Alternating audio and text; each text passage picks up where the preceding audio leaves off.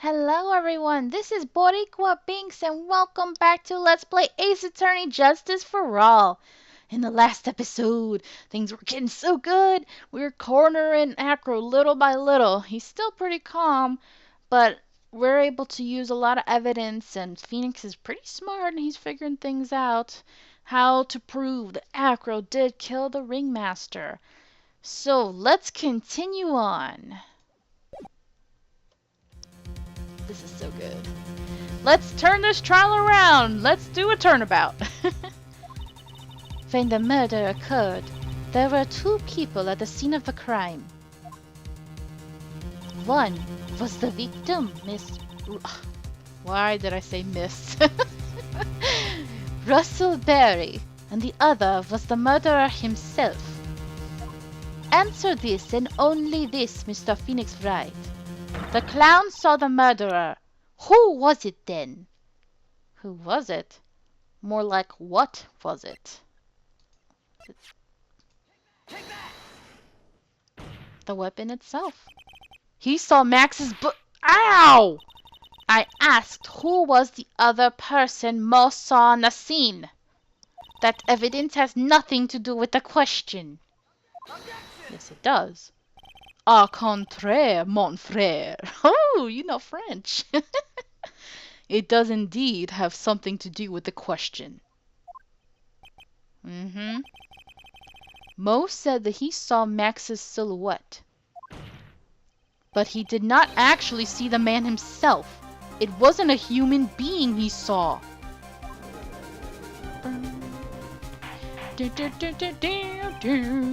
Yeah, we getting it now. How is this possible? It's simple, really. What Mo actually saw that night was Max's bust. What are you talking about? Have you tried using your brain at all in this case? The silhouette he saw just happened to be wearing a cloak. There's no reason why you couldn't attach a cloak to the bust. Or a cloak like that could easily get snagged on the bust if they came into contact. Idiot! Who in their right mind would put a cloak on a bust? It doesn't matter who put it on the bust. Just wait a minute now, Mr. Wright.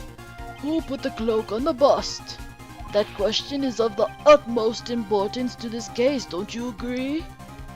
Oh, you caught me. Mr. Simpson again. Don't. So let's have it, Mr. Wright. Who put the cloak on the bust?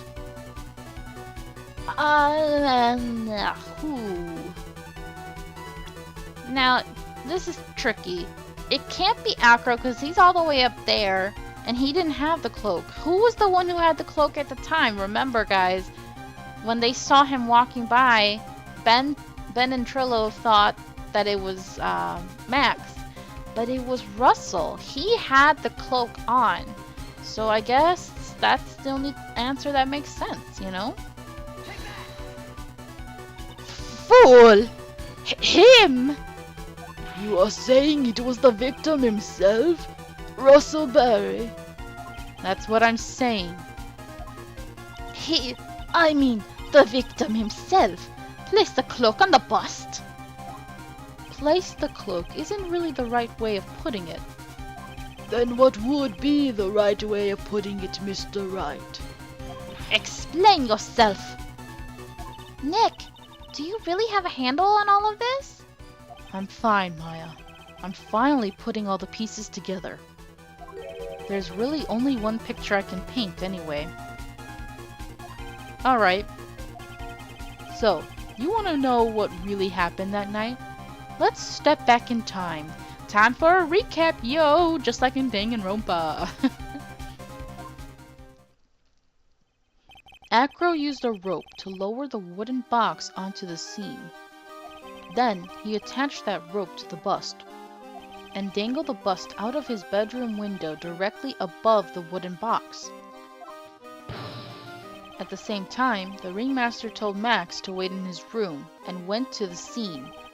Of course, at the time the ringmaster was wearing Max's costume. Perhaps he didn't want anyone to recognize him that night. But just as he feared, he was spotted at the entrance of the lodging house by none other than a ventriloquist and his puppet, Ben and Trillo. When the ringmaster arrived at the scene, he bent over to lift the wooden box. Oh boy. And that's when Acro took his chance and released the rope. Man. Now this is when the magic happens. At the very instant that the bust hit the victim, this is so sad but cool at the same and weird. Really weird that they did this. It's kind of ridiculous. You wait just a second there, Mr. Phoenix Wright. As much as you try, as much as you scheme, this just isn't true. It can't be.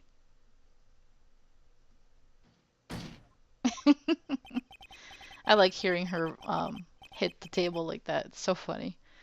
It's still a little early to be getting so upset, Miss Von Karma. This circus isn't over yet.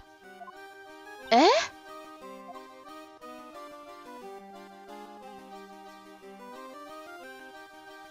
With the shock of impact, it threw up the cloak and it got snagged onto the bust. That's when the sound was heard by a witness, and he took a look out of his window. That witness was, of course, Lawrence Moe Curls, the clown. When Moe looked out his window, the cloak had already snagged onto the bust. Now, having completed the crime, Acro naturally went about pulling up the murder weapon. Of course, he had no idea that Moe saw the bust being raised with the cloak dangling on it. Primarily because, in his wheelchair, he couldn't see out of his window. So he just kept pulling the bust up. This is pretty cool. Looks ridiculous, but cool.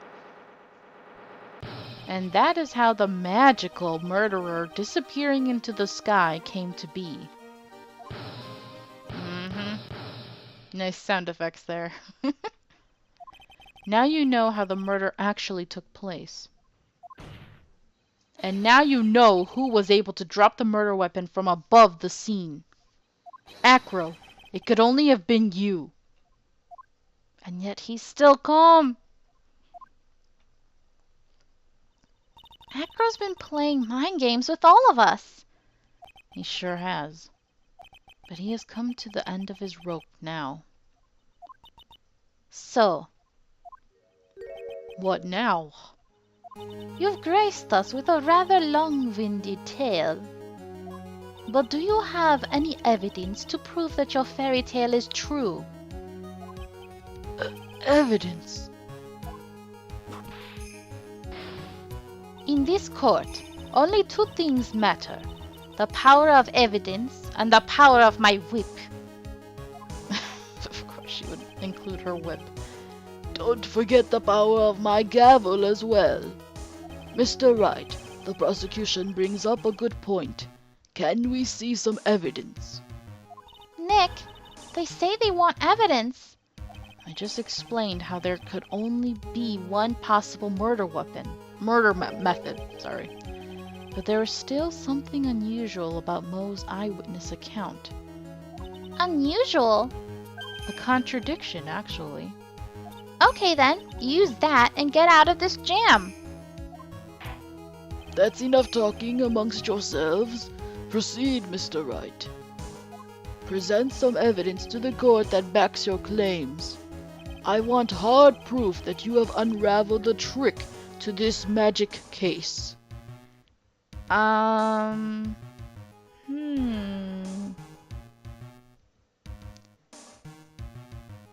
trying to remember. I think... Because the contradiction he's talking... Is it this one? Yeah, with his 3 symbols. The whole contradiction about... Oh, we saw 3 symbols! And, you know, Ben and Trillo kept singing that stupid song. And yet he only saw two, the hat and the cloak. That has to do with it. So let's present this here. The problem is Max's three symbols. You know, the silk hat, the cloak, and the white roses. Those symbols were a problem numerous times during yesterday's proceedings. Yesterday, there were two contradictions in Mo's testimony. The silk hat was one. The white roses were the other. But the theory I just presented explains all of those contradictions. You fool! Do you ever shut up? Max's silk hat was found at the scene of the crime. However, remember what Mo said yesterday. He testified that the criminal he saw fleeing the scene was wearing a silk hat. There's only one explanation for that. The silk hat that Mo saw was actually the bust. There you go. Makes sense, if you look at it that way. Then he did see the silk hat. Well, sort of. Objection! Fine, you've got one. But what about the other contradiction? The other contradiction? Remember what that ventriloquist said in court.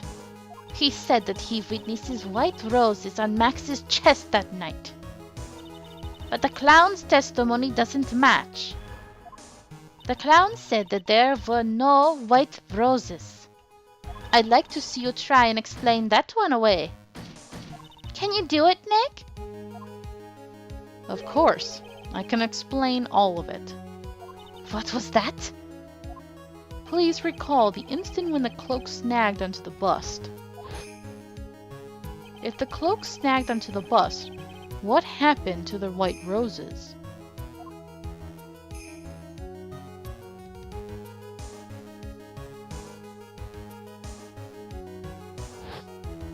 Do you get it yet?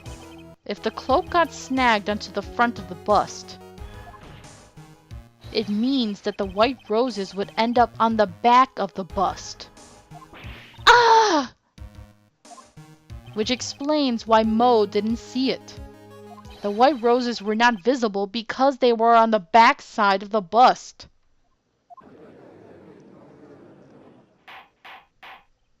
Order! Order! There we go.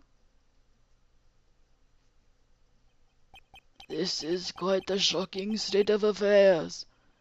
Mr. Wright's theory still sounds a bit absurd to me. However, let's just keep going down this road for a while and see where it leads. Let's do this, Nick. Then maybe Von Karma will finally throw in the towel. We can only hope. Yeah, didn't think so. Yep. Okay, we got two troublemakers here. Two troublemakers for us. Okay. It is not comfortable having my leg up like this, but what choice do I have? Okay. Well, so much for that theory. Mr. Wright, do you mind? What is it? You took the time to research our circus, didn't you?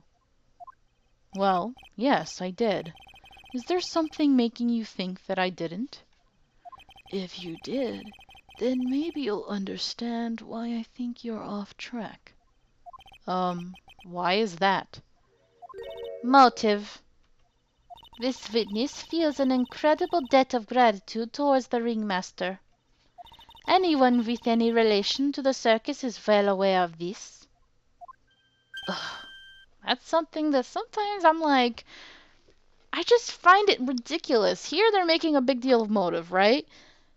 What motive would Max have had to kill the ringmaster? He had none. The ringmaster was paying him a lot of money. So, yeah, I get mad with the game sometimes when they do that. But, you know, they gotta be a stickler sometimes, right? Poor Phoenix. He has to figure out every little thing himself. But that's more for us to do, so I'm okay with that. Yay!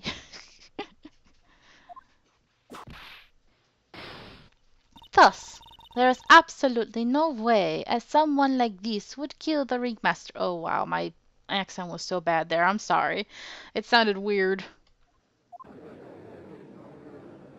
Sometimes the accent doesn't come out German. Sometimes it sounds British. Sometimes it sounds, I don't know, Italian or French or Russian or I don't even know anymore.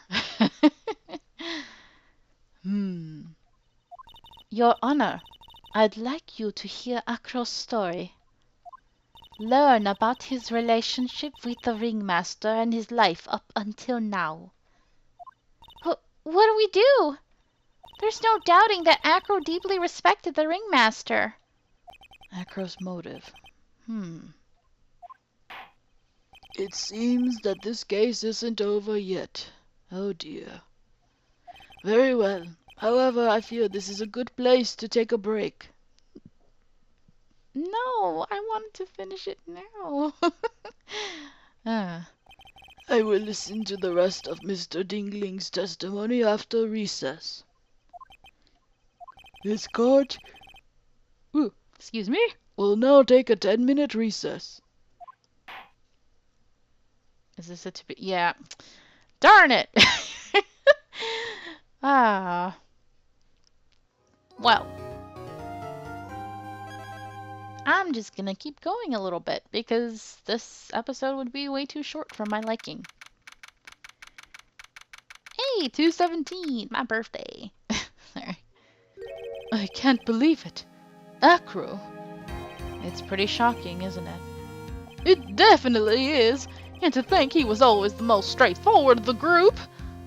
Jeebus. Unbelievable. Ahem.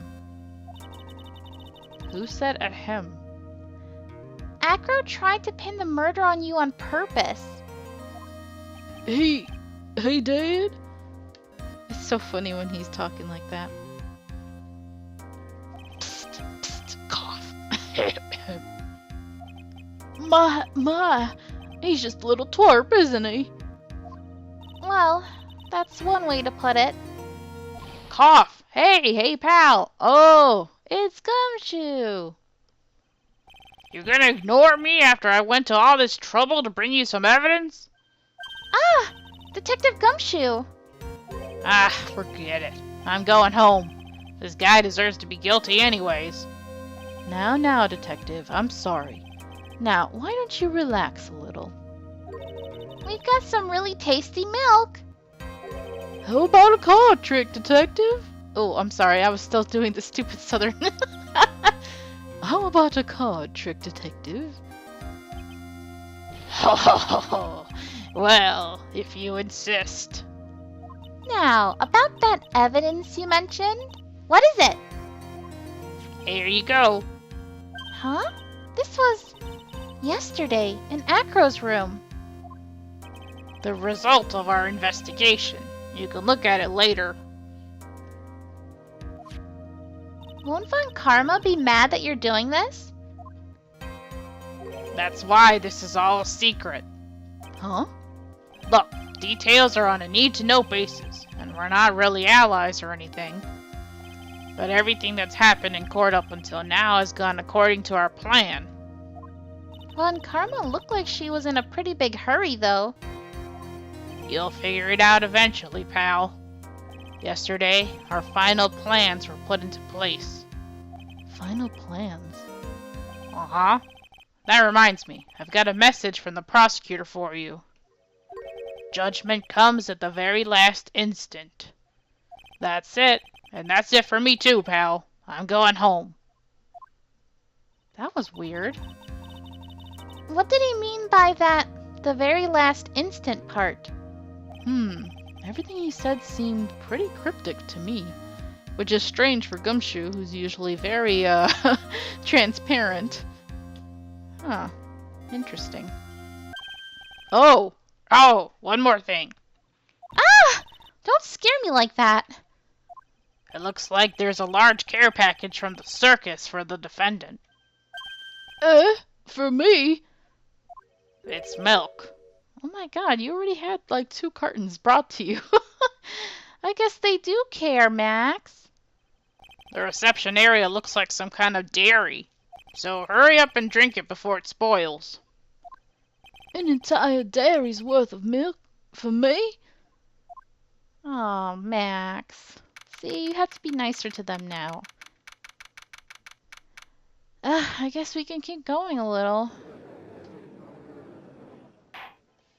This court is now in session.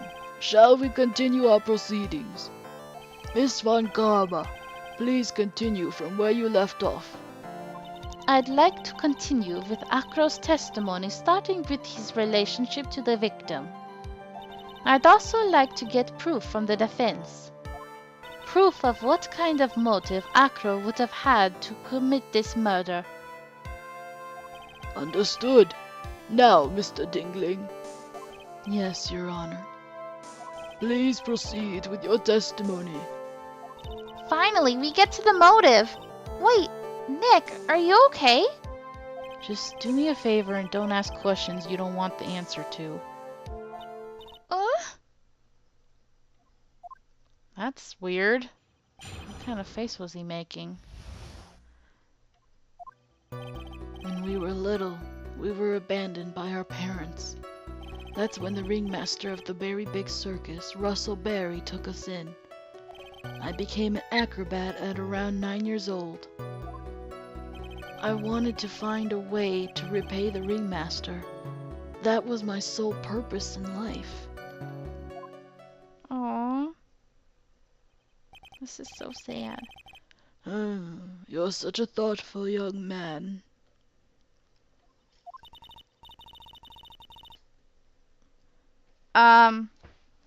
Sorry, my dog is distracting me. Baby, could you please be quiet? Please be quiet, my baby. Ah, my baby. I love you. Alright. As you heard, the witness deeply respected the victim. I wonder how anyone could think that Acro could kill the man he held in such esteem. You are absolutely right. How could anyone think that, Mr. Wright? Which is why there's no real need for a cross-examination, is there? Actually, that's the question I'm trying to answer myself. Why would Acro kill the ringmaster? This might be my last chance to answer that question. Which normally you'll say, of course I'll cross-examine, but honestly, everything he said, there's no point in questioning him. There's no need to cross-examine this witness. What's that? Why was the ringmaster murdered? There is no need to delve into that bit of testimony when I know the answer already. Yes, we do. Mr. Wright, I'd like to ask you a question. Go ahead, Your Honor. What was Acro's motive for killing the ringmaster? How about it? Can you explain that to me? I can, but not in the way that you mean. I can't provide one. Not for the ringmaster. Nick? Yeah, I didn't even have to think about it. It was obvious from the start. Your Honor, the reason that Acro killed the ringmaster is something that can't be proven. What? That's because Acro had no reason to kill the ringmaster at all. Ow! Your foolish attempts to fool us like foolish fools is so foolhardily foolish. Did you forget? You made an accusation against this witness, did you not? I believe it was, "This is the real killer of Russell Berry Ringmaster." If you want to jump to the end of things, then yes, that sounds about right. The end of things? Acro, you didn't plan to kill the ringmaster at all, did you? The ringmaster wasn't your target that night. What? What is he talking about? Oh my gosh. Yeah. We'll find out in the next episode, which I'm hoping will be the last for this case. This is going on longer than I thought it would. But anyway, thank you guys so much for watching. I hope you're enjoying this, and until next time, Have a nice day. Bye!